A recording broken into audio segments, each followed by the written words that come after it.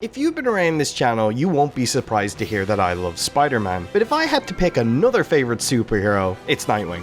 But if I had to pick a third favorite, it would be Batman.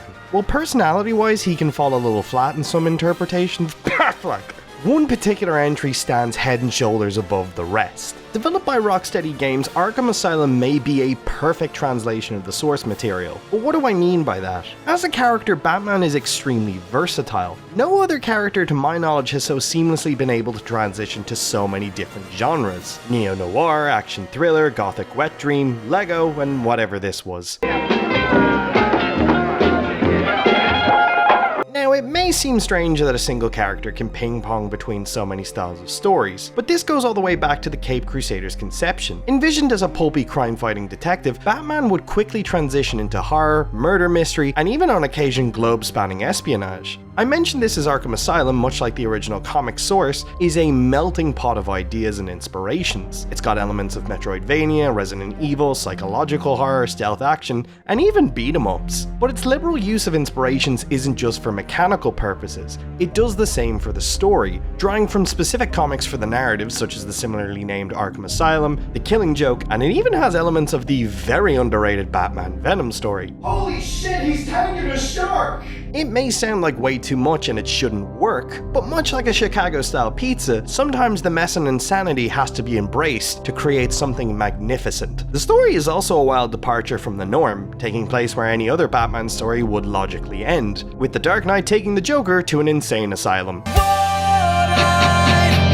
However, instead of credits rolling, it turns out this is the Joker's plan. He and the Bat's coterie of supervillains take over the island and take all the doctors and guards hostage, while Joker plans a surprise for Batman that includes roided-out gym bros that are as needlessly hostile as dudes in the Teeny Weeny Brigade. But I said that if a woman is going out with a man, she belongs to that man. Now, that being said, the story of Arkham Asylum is a little bare bones. According to an interview with The Telegraph in 2009, writer for the game Paul Dini actually limited the amount of plot and motivation he was writing into the story. This is due to Rocksteady wanting the game to run around 7 to 10 hours and required the limitations of the mechanics to be built into the narrative. Now, for those of you who aren't aware, Paul Dini is one of the masterminds behind the DC animated series in the 90s. He also co-created Harley Quinn and Batman Beyond and had a fantastic stint on the streets of Gotham comic series. Now, it may seem detrimental to have such a creative force stifled on a project like this, but it actually works in the game's favor. While the story isn't as challenging as it could be, the characterization of the Bat in his rogues gallery is so spot on, it hurts. No, really, it hurts. Ow, ow, ow, stop it, you're hurting me! You're hurting me! This is helped majorly by the voice cast. Kevin Conroy, Mark Hamill, and Arlene Sorkin all return from the animated series in full form. Mark Hamill always delivers an eclectic performance, switching from whimsical and jokey to cold and threatening on a dime. His Joker is a showman, constantly projecting and emoting every syllable. It always feels like he's performing. There's a reason why Hamill is people's favorite actor for the Joker, and you can tell he is having a ball here. But for me, it's Conroy that really steals the show as Batman. While Joker's personality naturally overshadows the Bat in most stories they share, there are some really nice subtleties in Batman's delivery that I feel are super underrated. Batman's speech is stoic and deep, like he's growling every line, but that's only when he addresses the inmates. Heck, Joker seems to be the only inmate that can elicit a response from the Bat, which is weird given the fact that Bane literally crippled Bruce the first time they met, so you'd think he'd have a graw about that. Oh, you just walk up and break my back without saying a word? Oh, boo!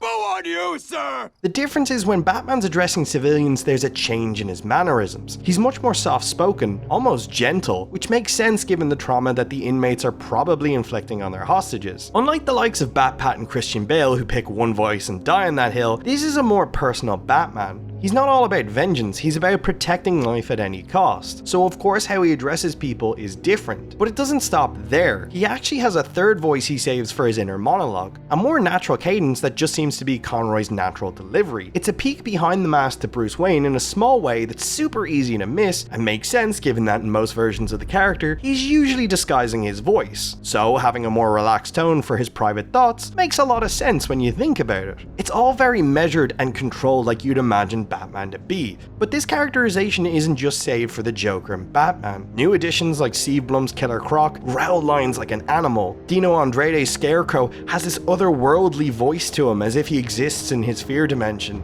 Tassia Venlenza's Poison Ivy has this sultry voice, almost like a femme fatale in a noir movie, which just really fits the character. Pretty much all the major characters are incredibly well cast and directed, so while narratively the game is a bit lacking, it's characterization that permeates the entirety of the game's design choices, not necessarily narrative. And it's not even limited to the performances. That's right, y'all, it's another case of location as a character. Now, we've discussed using a setting to reflect a narrative in a previous video, but here things are a little different. Rather than the environment reflect Batman's mental state, it's used to contextualize the world the characters occupy and offer some explanation for why Gotham continues to be the worst city in America, which is a tough ground to win given how many real cities in America could earn that title. The choice to have Arkham on an island really contextualizes how Gothamites feel about the mentally ill in their city. They're an inconvenience that they would rather push to the literal fringes of their society, yet the sprawling metropolis of Gotham is a glowing jewel visible from the island, an omnipresent reminder of what these poor sick people lost, and maybe even explaining why they can so easily be radicalized by the Joker. Even the design of Arkham is extremely eclectic, dare I say, crazy in its layout.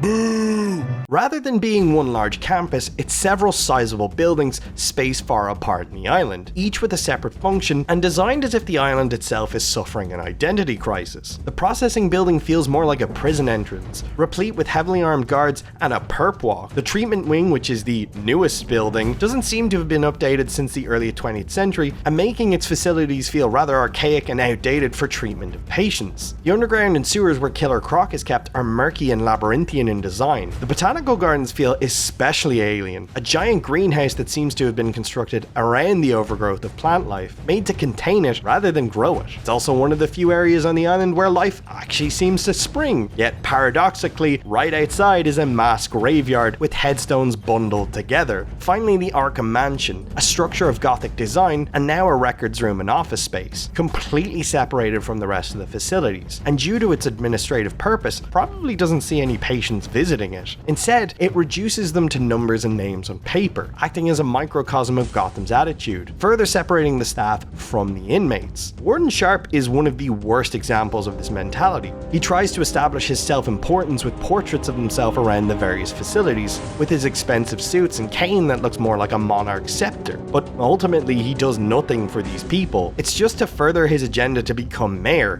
and given how badly he drops the ball here, I can't see that happening. Wouldn't it be wild if incompetent dickheads like this got into power in real life?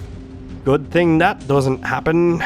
Again, the island itself acts like a microcosm of Gotham, a brutal, disingenuous place that seems to be stuck in the past and is used more as a stepping stone for the powerful to become even more so. The menus are also bursting with personality, a poppy, noir comic vibe to them, and a simple but effective black and white color scheme. The only area that breaks the style guide is the character info tab, with character art profiles that look like they were ripped straight out of a graphic novel, and again show how much respect the devs paid to the original source material. But the characterization doesn't stop there. While the combat of Arkham may be commonplace now, at the time there was nothing quite like it. Sure, it's a little basic, but its simplicity again relates to Batman's characterization. He's trained his whole life and knows every fighting style on the planet. Of course, untrained street thugs are going to be folded like omelets. However, as the game progresses, the amount of enemies you'll fight in a given encounter increase, as does the type of enemies. And when some later fights and challenges add obstacles like electric floors and all of the enemy types, it can be a real challenge. It really does make you feel like Batman while reiterating how otherworldly the Dark Knight is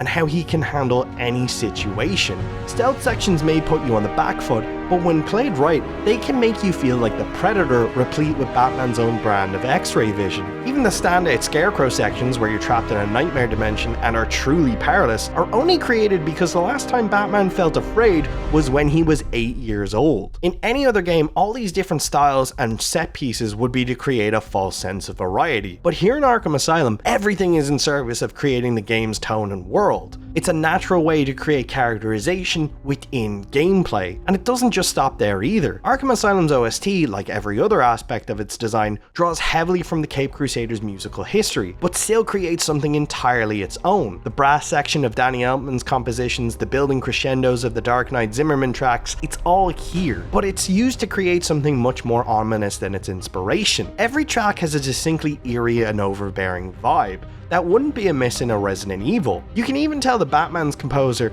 Michael Giacchino's work, was inspired by the groundwork laid here by Nick Arndell and Ron Fish. Take a listen.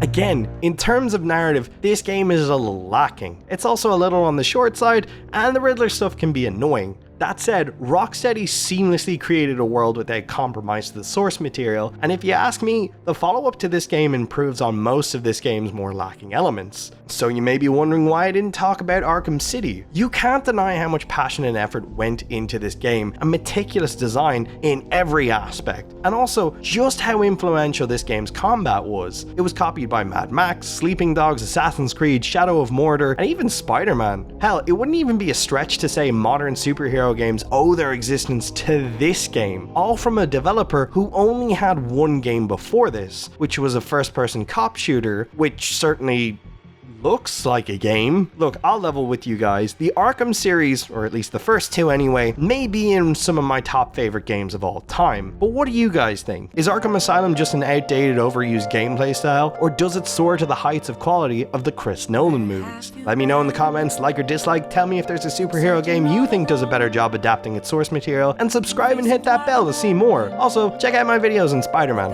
I think they're pretty neat. Catch you in the next one.